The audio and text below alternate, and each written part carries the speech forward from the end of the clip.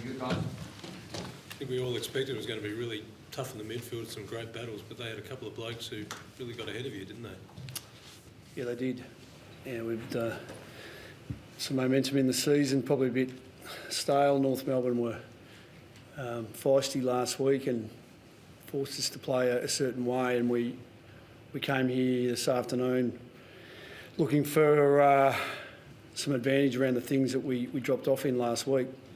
But no, we couldn't find a winner on the ground in that probably front 12, the midfield and the forward line.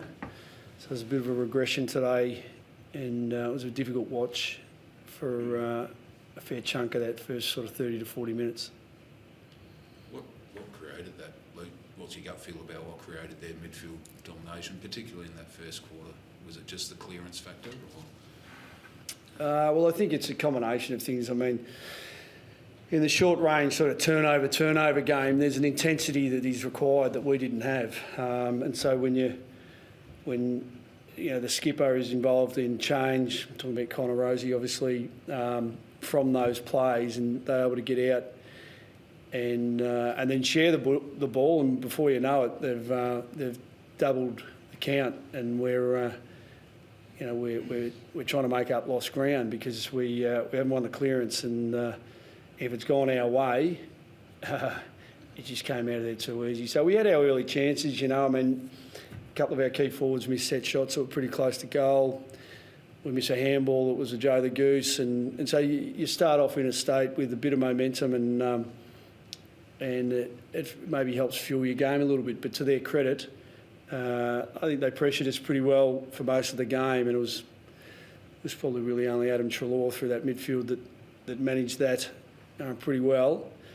And when you think about the blend in our side, it's probably similar with Port's side. We've got some real experience, and then we've got some youth, and yeah, we're looking to progress every week. And today was a day where the opposition definitely showed better signs in their individual progression, I'd say.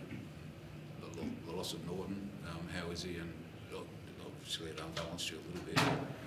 Yeah, well, he and James, they went out of the game with concussion. Jimmy O'Donnell I speak of, but the horse had bolted. There's been games where we won games actually. We beat Collingwood when we were, I think two down. Sydney got us in the end when we were 3 down, but in today's game, they had a stranglehold on the momentum and the control of the game when those things happened. So it's not like we were, half and half, and that really, the floor dropped out from under us. Wasn't that at all. So I think we managed okay after that as far as seeing the game out. But those boys will obviously need to miss at least a week. Was Aaron able to expand much on how that came to pass, his injury? I haven't spoken to him, and I haven't even seen what happened, so I can't give you much on that. Yeah. So those issues that you dealt with after North Melbourne, have they become more concerning to you, or do you still think you have the answer to it?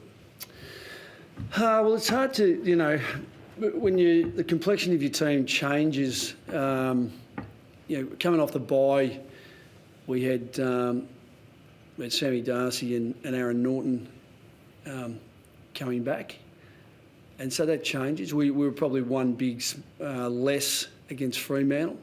We probably played our best game for the year, so we've got to think about that.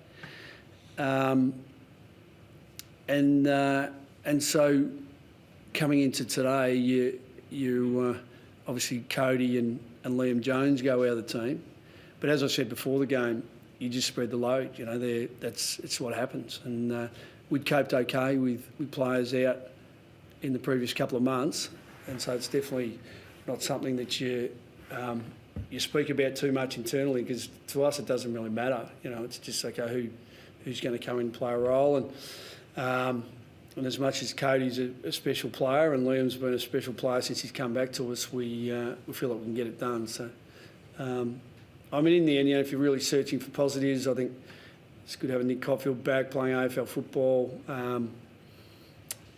you know, Rolly Sanders was able to get some midfield time as the game went on.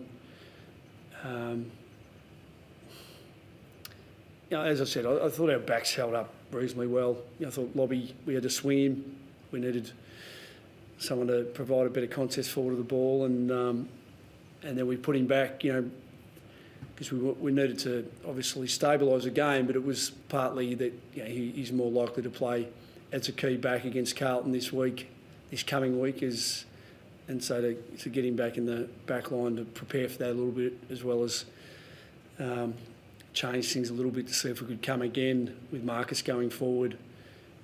So a couple of things worked late, but as I said, the horse had bolted. Basically got Carlton, Geelong, Sydney coming up, pretty testing. Do you get any players back for that run? And how, I guess, do you think, how do you respond from today's loss, or what would you like to see in response to today's loss next week? Yeah, well, rather than not talk about who might be on the horizon as far as returning goes, I haven't got the whiteboard sort of in front of me to process it too much. But, you know, I think we've been through a period of change.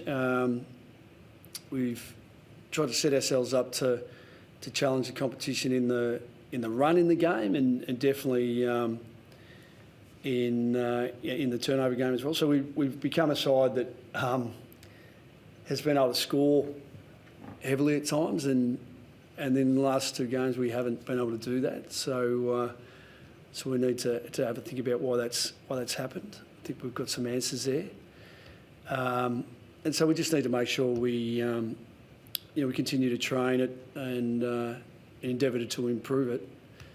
And yeah, I'm not sure who might be available next week. You're in that pack of teams that gets challenged to find just that momentum. What do you think has challenged you the most to get on a roll this year? I think everyone said, you know, the competition's tight. Port obviously came here today after obviously a really difficult outing the previous week against the Lions, the week before last week. We weren't sure whether they're going to dread coming out and playing against their own crowd or how it was going to affect them. We just need to take care of what we needed to do. But it's an example of what they're capable of. You know, they're in the 8, and I think that logjam, in comparison to possibly the bookended teams who either haven't won many or have won, a handful more than the others, it just reflects how difficult it is to maintain momentum and for the whole year. So when you break and go and then come again in the back third of the year, it's probably a bigger challenge than the start of it. So we just got to make sure we're in the right headspace, that we're preparing our players well, they're recovering, and we get our priorities right. For the next game in particular, we can only focus on Carlton because, as you alluded to, we've got on paper or from ladder position as difficult a stretch as most, and everyone's got to do it. Happy? Thanks, guys. Thanks. Cheers.